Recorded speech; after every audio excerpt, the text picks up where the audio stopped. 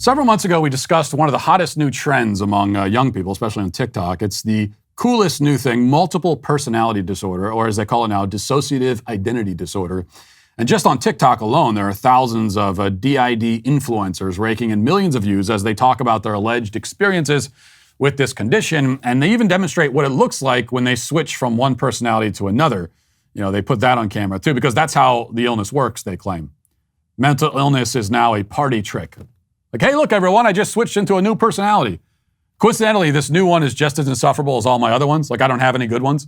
But yeah, it's a whole new one. Dissociative identity disorder, in which a patient supposedly has multiple distinct personalities, multiple consciences basically inside one head, has seen various waves of popularity. It was frequently diagnosed in the 80s and 90s and then fell out of favor for a couple of decades, only to have seen a massive resurgence in the last few years. This has also been the trajectory of, by the way, baggy jeans. And I'm not sure if there's any connection there, but I will say that it's never a good sign when a mental illness follows the same course as a fashion trend. Although it's to be expected, as mental illnesses are themselves fashionable and trendy. And that's helped along not only by social media, but by the news media as well. So this weekend, there were multiple headlines floating around about a guy named Leonard Stockel, who claims to have 10 unique personalities, all with their own names and ages. The New York Post reports, quote, "A man has revealed he suffers from a rare disorder where his identity is split into 10 different personalities, all with different names, ages, and opinions. Leonard Stockel has been diagnosed with dissociative identity disorder, a rare psychiatric condition that develops in early childhood and is a result of severe trauma. Stockel says the 10 personalities are Kovu, age 4, Hector, 8, Anna, age 16, Cosmo, 17, Ash, 18, Jesse, 19, Leo, 21, Billy, 23, Liv, 24, and Red, 26. The 22-year-old calls his collective personalities his system, with the group of identities sharing one body and each distinct form of consciousness is the person or alter. Leo calls himself the host of the system, meaning that they are the person who has control over the body most often. Now, Leo explains that he had something of a psychotic break from the stress of taking his exams last year, and that's what led to him getting diagnosed with DID. He also says that he's in a romantic relationship with a guy named Massimo, who I think is a real guy, like a physical real guy. But if this split personality story is legitimate, it raises some troubling questions about Massimo. I mean, given that 4 of Leo's personalities are underage and 1 is a toddler. Now, speaking of those other personalities, he does tell us a little bit more about them. He says, I'm Leo, and I'm the current host of the system. I love cooking, reading, and watching movies and series with my partner, who I live with. Kovu is our youngest, and we don't know much about him because he's very quiet. We suspect that he's very traumatized. Hector is a very excited kid. He loves stuffed animals and always gets excited about going to the zoo or visiting an aquarium. Anna suffers from anorexia, which is hard for her to front. Cosmo is a rowdy, slightly flirty teenager that easily gets in trouble. Ash is a little sunshine who loves to go on vacation and just explore the world. Jessie is quiet but very kind, girly, and respectful. She often takes care of the body.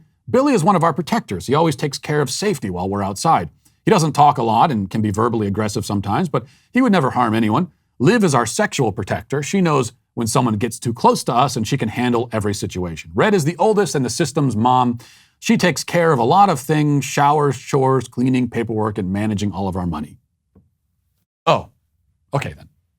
Now, the first thing we should establish about dissociative identity disorder is that it's like totally fake, okay? It's almost certainly completely fake. In fact, there was a survey conducted of board-certified U.S. psychiatrists back in 1999, and out of 300, only 21% thought that DID was scientifically valid, and the rest thought that there was not enough evidence to support it. An article in Psychology Today argues that DID is a bogus diagnosis and cites the fact that the famous cases which popularized this condition, the cases which are the only reason why any of us have heard about it, have turned out to be hoaxes. There's a paper by Joel Paris published on the National Library of Medicine website calling DID a medical fad. And then there's an article in the Harvard Gazette which points to research showing that the central basis for this diagnosis doesn't hold up to scrutiny. The article starts by pointing out that multiple personality disorder was coined in the early 20th century by a neurologist who was working with a woman who he thought might appear to have 2 personalities. And this was the first that anyone had coined this term or talked about it. And of course, now we're talking about people like, I have 20 personalities. In the beginning, it was one person who maybe there's 2. And for most of the rest of that century, The diagnosis was extremely rare, and most people in the world had never heard about it. But then the book Sybil was published in 1973, followed by 2 film adaptations telling the allegedly true story of a woman with multiple personalities. And coincidentally, since that movie and the book came out, the diagnoses skyrocketed from there. The only problem is that Sybil was a fraud. The woman invented the whole thing, and that's been proven now. But the real problem, as the article explains, is the alleged source of this alleged mental illness. The psychiatrists who advocate for it say that people who suffer from DID, they generate these other personalities as a way to wall off memories of traumatic childhood experiences. So they create a sort of amnesia barrier, they call it, protecting the patient from trauma. The issue here is that, first of all, it's just ridiculous. Like, it's a ridiculous cinematic theory and sort of a way of looking at the human person. That you have trauma, and so your mind, like, is all this subconscious, does all these things and creates all these personalities to get around the trauma. It just doesn't even make any sense when you think about it for 2 seconds. There's also no evidence that any sort of amnesia barrier actually exists. In fact, all of the evidence shows that people with this condition do retain their memories even as they switch personalities. And that's enough right there to bring down the house of cards. You can see this in our friend Leo. He claims not to have memories shared between personalities, and that's why he can't hold down a job, he says. So more than likely he's getting help from the government. What a coincidence, right? Except here he is describing and introducing all of his personalities. He talks about them like they're friends sitting in the room with him. If he can do that, then he obviously remembers them and remembers inhabiting each personality. The whole DID theory collapses based on that fact alone. If you can remember each personality, that means that there is a central consciousness, otherwise known as you, present the whole time.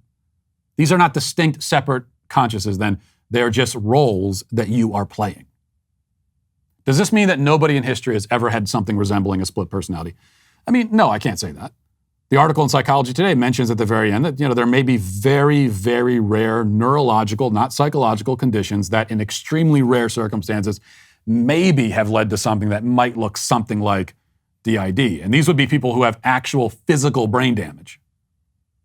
But if there are exceptional cases like that, it has almost nothing to do with the DID diagnosis as we know it.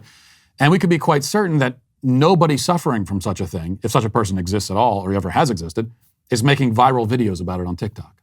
They couldn't anyway, because if they really have amnesia between identities, they wouldn't know that they had the condition, and thus they wouldn't be able to say anything about it. So what explains the TikTok videos then? Well, we return to the same issue that I've talked about many times, and I wish more people would start talking about, because it's a big problem in our society. And that is that mental illness is fashionable. We have worked so hard to end the stigma around mental illness that now the pendulum has swung all the way to the other side. Far from stigmatized, mental illness is now desirable, exciting, popular, in vogue. It's a fad and a hobby, basically. Like, nobody has hobbies anymore. Where do all the hobbies go? People have mental illnesses as a hobby now. When I was a kid, we collected baseball cards. The nerdier kids would collect Pokemon cards. And for a very brief glimmer of time, we collected something called Pogs, okay? And kids, you talk to your parents about that, they'll tell you about Pogs. And there were other little things that came up and little fads like that, things that you collected. We had other hobbies too. We played sports, we built Legos, we explored the woods, we climbed trees, we went fishing. We did all kinds of stuff like that. Kids don't do that anymore. Now they just sit and stare at their screens and they collect mental illnesses. And just like Pokemon, they think they got to catch them all. And that'll make up for the authentic personality and identity that they lack, or so they think.